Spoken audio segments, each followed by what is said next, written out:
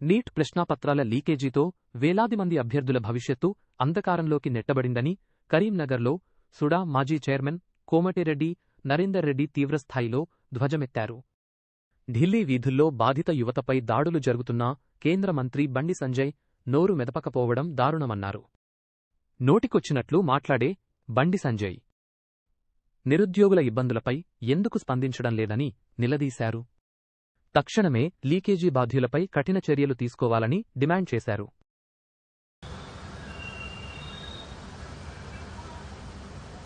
ఇంత పెద్ద దమనకాండకు బాధ్యులైనటువంటి మీరు మరి ఆ రోజే స్పందించుంటే, మీ తప్పును ఒప్పుకొని ఉంటే, మీరు చేసినటువంటి శర్వాకం మరి విద్యార్థి లోకానికి యువతకు క్షమాపణ చెప్పినట్టయితే, తప్పు దిద్దుకున్నట్టయితే ఇంత పెద్ద దమనకాండ జరిగేది కాదు.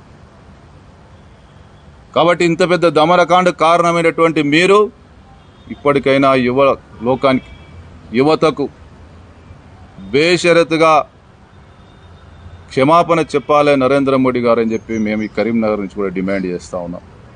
మా ముఖ్యమంత్రి గారు చెప్పినటువంటి ప్రతి డిమాండ్ను, వారు ఇచ్చినటువంటి ప్రతి సూచనను ఖచ్చితంగా పాటించాలని, మీకు ఏమాత్రం ఇంత పెద్ద దమనకాండకు పాటుపడ్డప్పటికీ కూడా ఇక ముందైనా ఏమాత్రం చిత్తశుద్ధున్నా రాబోయే రోజుల్లో 21 సంవత్సరానికే చట్టసభల్లో యువత రావడానికి, బిల్లులు పొందుపరచడానికి మీరు చిత్తశుద్ధి ప్రదర్శించండి.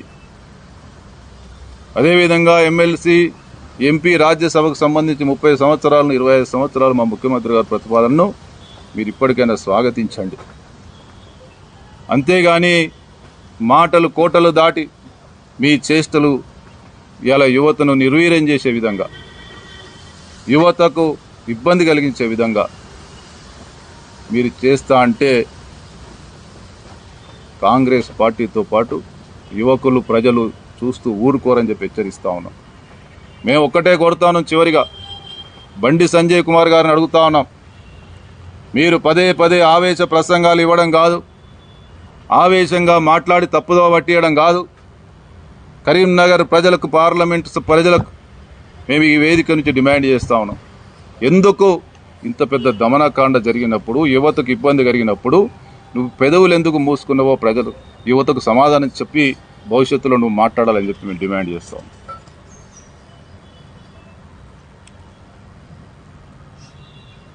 Thank you.